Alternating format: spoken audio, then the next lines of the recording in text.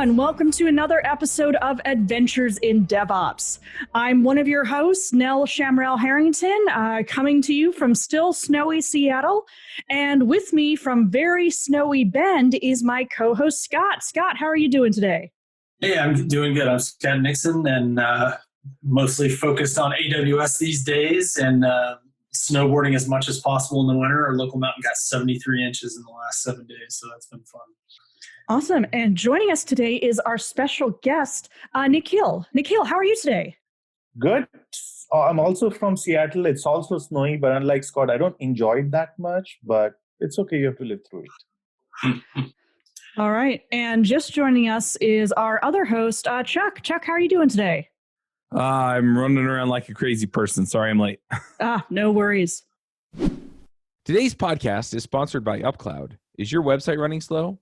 Supercharge your hosting performance by deploying on the world's fastest cloud infrastructure. UpCloud offers superior cloud servers and advanced scalability, instant backup snapshots, and easy-to-use control panel. Fully featured API and a ton of integration options and managing partners. Pricing starts at only $5 a month with enough performance options to host any website or app, all backed by 24/7 live in-house support. You can get started today with a free trial using promo code DevChatTV at upcloud.com/signup. They'll give you a $25 credit to get you going. Remember, upcloud.com/signup with promo code DevChatTV. Awesome. Well, Nikhil, why don't you tell us a little bit about yourself? Yeah, so I actually work at Google Cloud Platform. My area of specialization is serverless. So I work with a lot of open source and closed source solutions of serverless. I don't know how many people are familiar with, but Cloud Run, Anthos. And we have kind of, Google being a birthplace of Kubernetes, we have all sorts of platforms built on top of Kubernetes. So my particular area is Knative, which is serverless. Now, I work with a bunch of startups and Microsoft and all sorts of big and small companies. So I worked a lot in the area of distributed systems, microservices, and so on, which is quite a buzzword these days, just about everywhere. So yeah, that's kind of roughly my background, a very brief history of me. Great. Well, it's great to meet you, and thank you for coming on the show. So we were chatting a little bit prior to starting the recording, and you mentioned you've done a lot of work around using when to use microservices and when to use monoliths. Can you tell us a little bit, for anyone who's just beginning, just a brief overview of what microservices are versus monoliths, and when you might want to use one versus the other? Right. So first of all, let me start from little before. You talk about a web service, right? A very simple service. It accepts a request, like it's typical 2-tier, 3-tier. There's some kind of database, does something and replies back, right? That's a web service. Now, so there are two ways of implementing this web service. You have everything in one service, right? Or what you can do is you can distribute this functionality into smaller bits that work kind of independent to each other. The idea of microservices is not really new. We would know it as service-oriented architecture. There were various incarnations of microservices before the term microservices sets in. Now, typically what happens is, like every service, when it starts as a microservice by definition because it's small, right? And as the service grows and grows and grows, the size bigs. And once the code base is very big, it becomes very difficult to manage that service. Now, why would it be difficult? Because if you have a large code base, right, and you want to make a change, you have to recompile the whole service, you have to test it. It takes a lot of time. Now imagine in a company of 1,000, 10,000 developers and you're building this one particular service.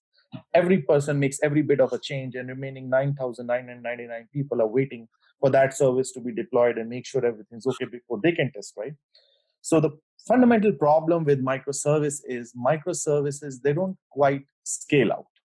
So monoliths do not quite scale out, right? So monoliths, they're easy to build, easy to develop, test, and everything. But as the code base becomes large, the development becomes slow, more time. And the biggest problem with monoliths is this interdependency that I've talked about, right? One person is waiting for another.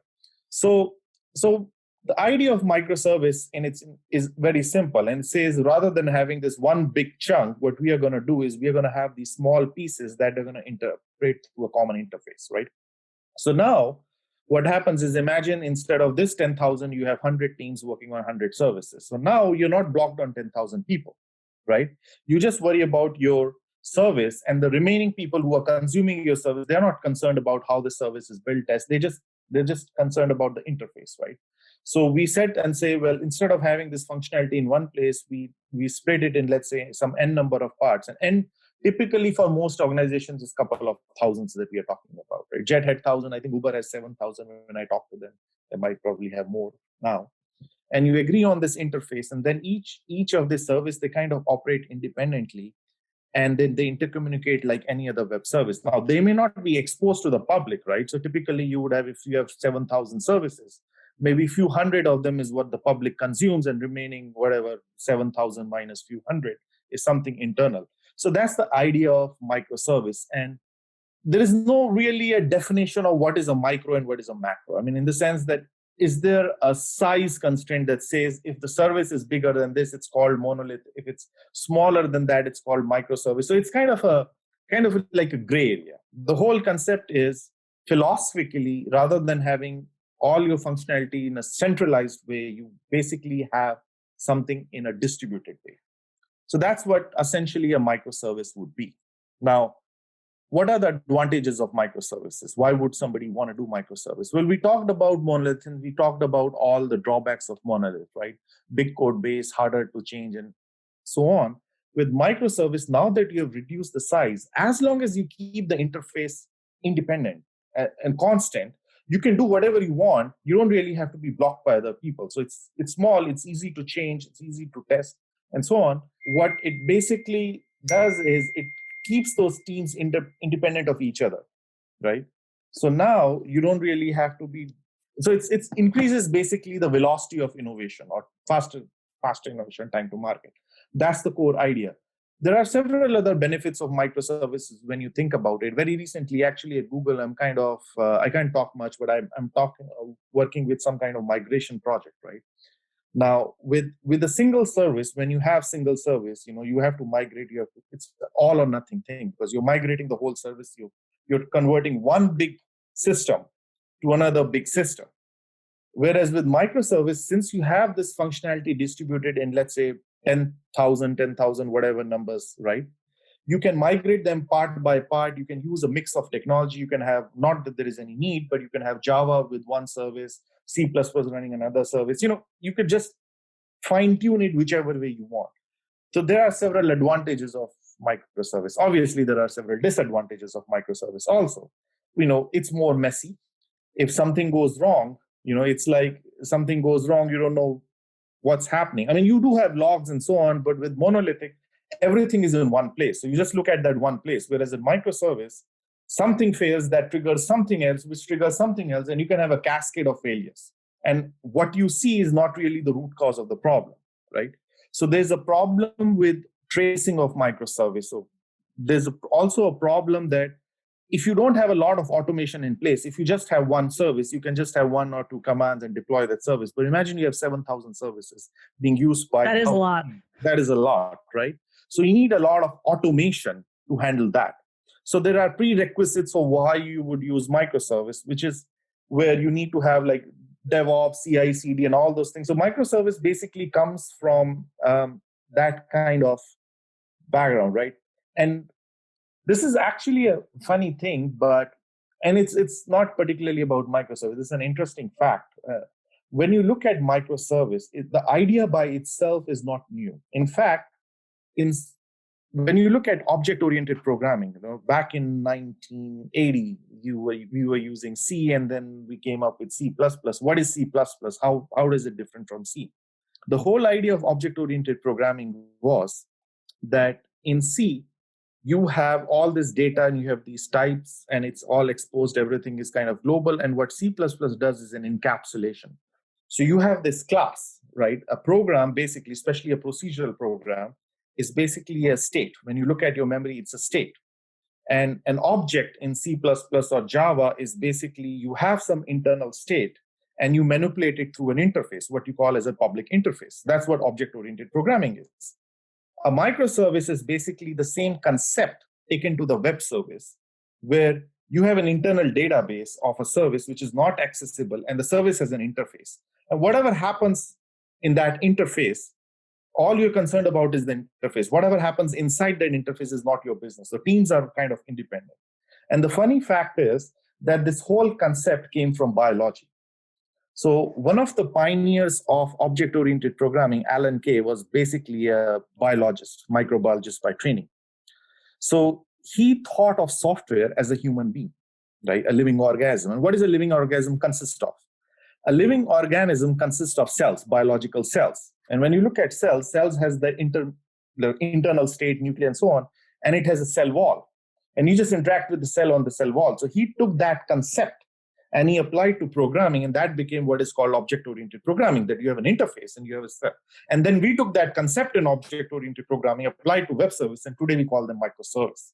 So it's not really a new, but a reincarnation of good old ideas that have worked. I really like those analogies. The C, C++, when I come from a development background, that because I want your input on how you might avoid this. So I used to work on a project where we started with wanting things to be in microservices, but I think we overdid it because we found when we changed one service, we had to change at least 4 or 5 others. Oh, that's far too common problem. Right. How does someone avoid that problem? So this comes by better design. So usually, when you're fragmenting something, you don't want to fragment it. So there are 2 principles that you're talking about. Actually, they come from domain-driven design, and I'll talk a little bit about domain-driven design. But what you have is, you have like a coherence. Everything related should be together, and everything that is not related should be with an interface and so on. So what happens is, let's say, let me draw a conclusion with object-oriented programming, right? Imagine you're building a software, you have like a user, person's attribute. Now, if you do 2 fine-grained classes, a class for age, class for this one, they are 2 interconnected, right? Then changing one class basically would require changing several other classes because the interfaces are so connected. So you have to design in a way that related things are put together. This is the principle of coherence. So coherence says that everything that is related to each other should be put together, and everything that is not related to each other should be kept separate. What probably happened, and this does happen, is if you fine-grain your system too much, or if you overdo or divide your functionality too thin, you run into problem that you just described. So that's probably what happened. And with every technology, there are pros and cons. And some of the things I find is that when every new something comes out, microservice, something buzzword, people just jump in without thinking if this is the right thing or not. And then they just overdo it. And then they're like, okay, something went wrong. So it's about design.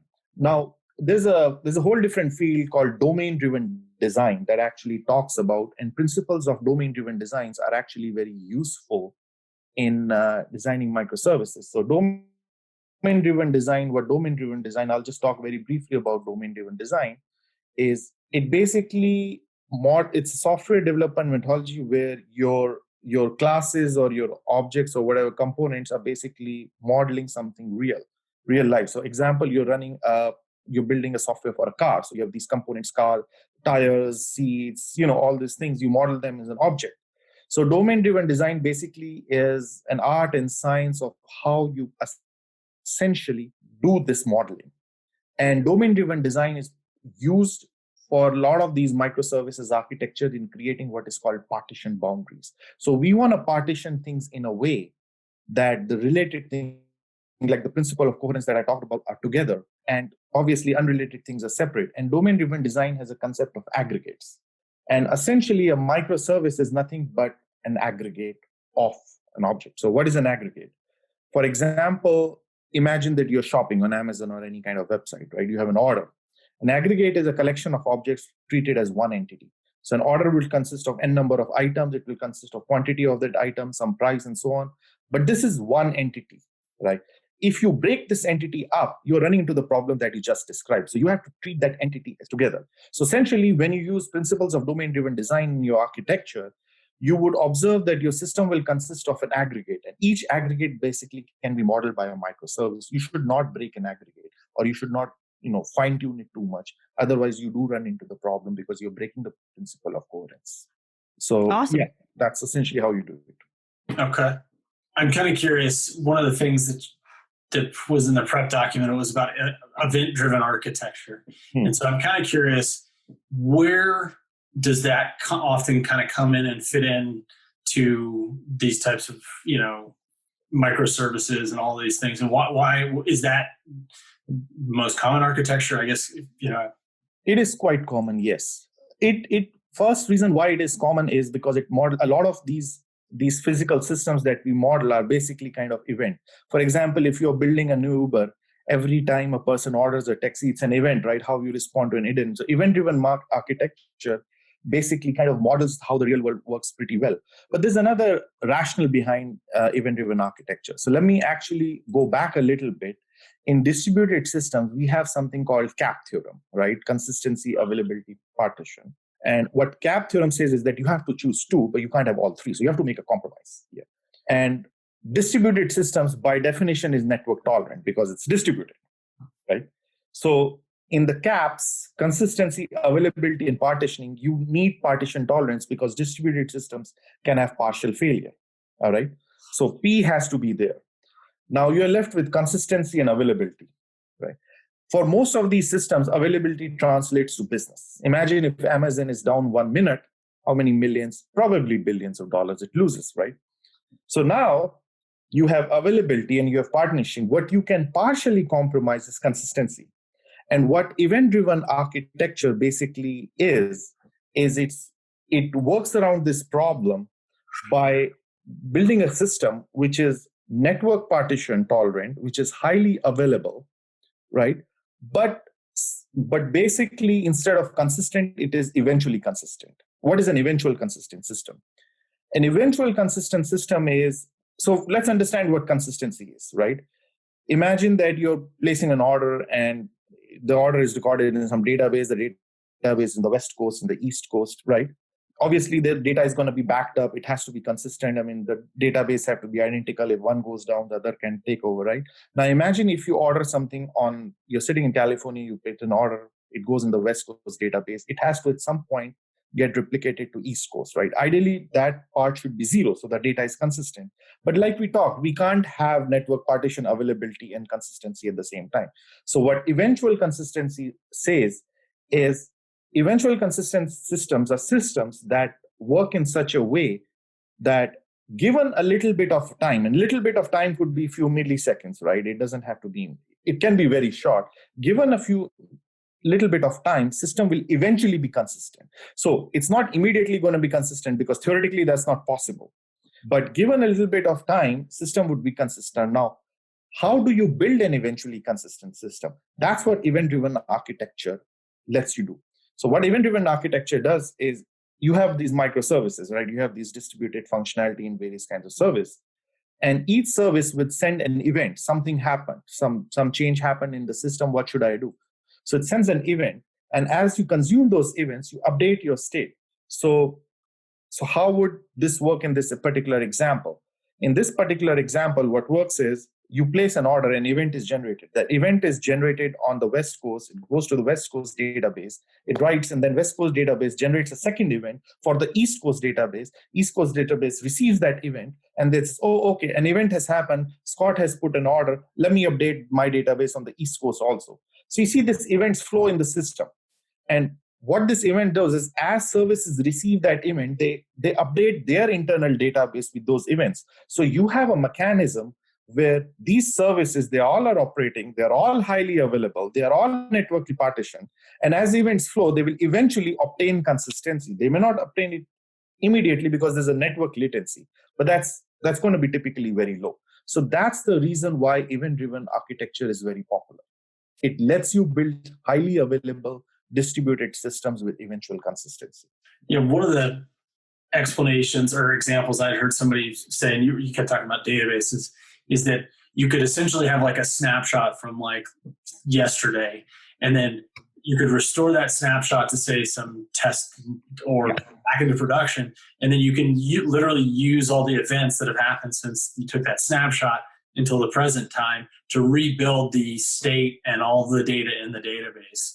And it's like, just because it's almost like it's what makes me think of the way database transaction logs work in kind of relational databases, but it's different, right? In the sense that, like, you don't need a relational database to do this.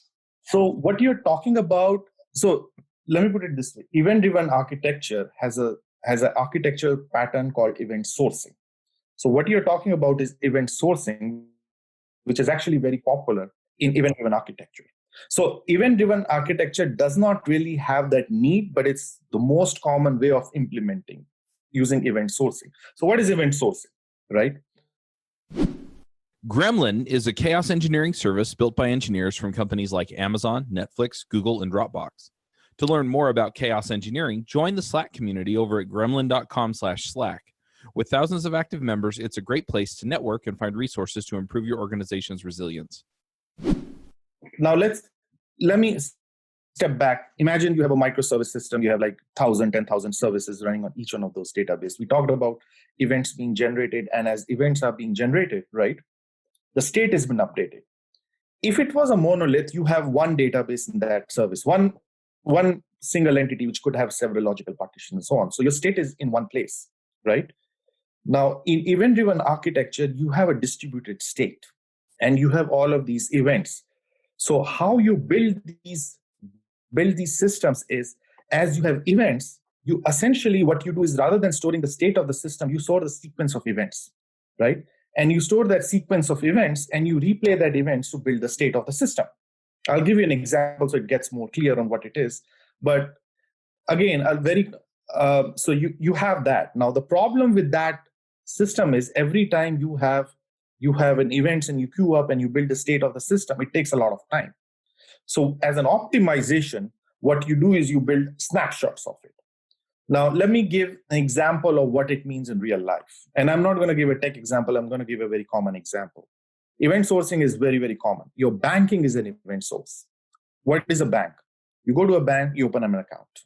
So account is opened with $0. Then you make transactions. Transactions is a credit or debit of certain dollars, right? That's an event.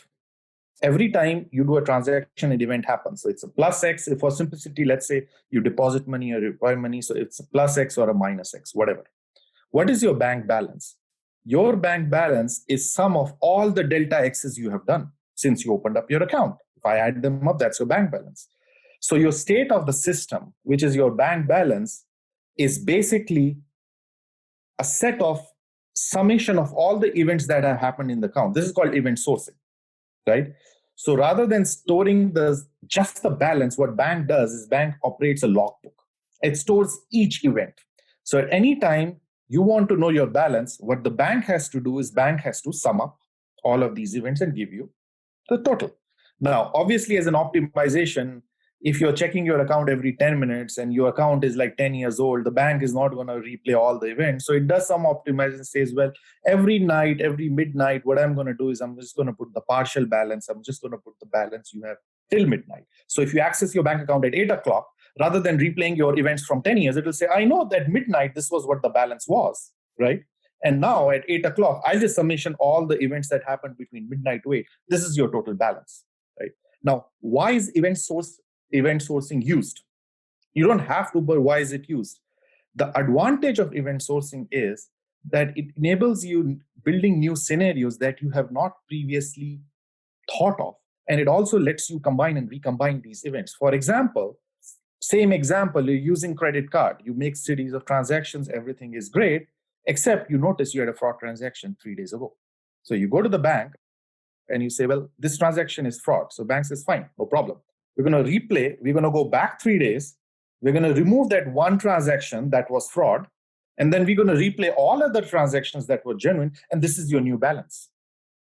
So given the fact that bank has stored all these events, it can combine and recombine these events in new ways, which it was not possible had it just stored the bank balance and not the events. So that is one huge advantage of event sourcing, that it allows you to do that. Tomorrow, if you decide to build another scenario, well, I want to know something like, how much money I spend on food and so on. Even though the system is designed this way, you can build additional service that can scan through all the events and then tell you, oh, I looked at all your transaction history and see this much you spend on food. So this is the amount you spend on food. So what event sourcing does is it allows you to combine and recombine these events. Your events are anyway generated rather than, And it allows you to build these new scenarios on top of existing, because any system, you don't know how that system is going to be used 2 years, 3 years down the line. So you have to be open to change. Maybe somebody would think of a new scenario, right? Event sourcing allows you to do all that. And the snapshotting example that I just gave, like take the balance at midnight, is essentially an optimization on top of event sourcing to prevent the lag. Yeah, fantastic. Thank you for that. That was a great explanation. So you talked about having these multiple databases and every kind of service maybe having its own database and stuff like that. Can you kind of explain some of the benefits of doing that? Yeah. So essentially, going back to the advantage of microservices, we talked about microservices, and the very reason why we use microservice is that enables teams to be independent, right? Now, let's say that you want to store additional data, that you want to store some more column, you have to change the schema of the database. If your database is shared across all the services, if you change a schema, it impacts all the services, right? So that's the thing you don't want to do, because the whole purpose of moving to microservices is to innovate faster, and you have just slowed down. So the whole concept is, and again, going back to the object-oriented world, right? Why are we making private objects private? Why don't we make everything public? What's the drawback? The drawback is unintended side effects is what you want to prevent. So take bad example to microservice. We have provided you with an interface, and we can do anything we want inside. We don't care. We can change the schema of the database. We can have 2 or 3 databases. We can just, change any way. We can replicate it logically. I don't want the person who consumes my service to be worried about what all these things are. He should just be worried about the interface.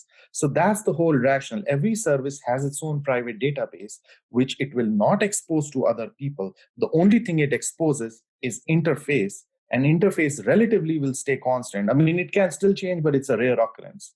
Interface would relatively stay constant. I can do whatever I want inside. I don't have to worry about what people who are consuming my service have to think about. If I share my database, or if I share my database, I can't do that. It slows me down. And if I have one big database, then it's a horrible pattern you absolutely want to avoid. Because sorry? A question I have when I'm thinking about one database per service, I'm trying to think of how I would do queries across those multiple data in multiple services. Do you have advice on that? Yeah, excellent question, and a very common question. So let me go a little back. This is one of the drawbacks of microservice. It's actually problems with distributed data. There are 2 problems. How do we keep data consistent, and how do we query scattered data? Right? These are the 2 problems with distributed data. The short answer is to keep data consistent. We talked about event-driven architecture and so on. There's another architectural pattern called sagas that does it, but let's go back to the query. The pattern we use for querying is called CQRS, or it's command query responsibility segregation, right? And that's a very common pattern. In fact, if you use event sourcing, you actually would use that pattern. So, but before I go into that, let me dig a little bit back, and let me explain what is the problem with traditional read and write. Well, traditional read and write, obviously, your data is distributed across, so I can't have one query doing that. I could do something like 2-phase commits and so on, but it's very chatty. It has its own. So how I do it is I build a separate system for read and separate system for write, right? And what read does is read system is, and that's what the CQRS is about. The CQRS is that there's a command that changes the state of the system, but does not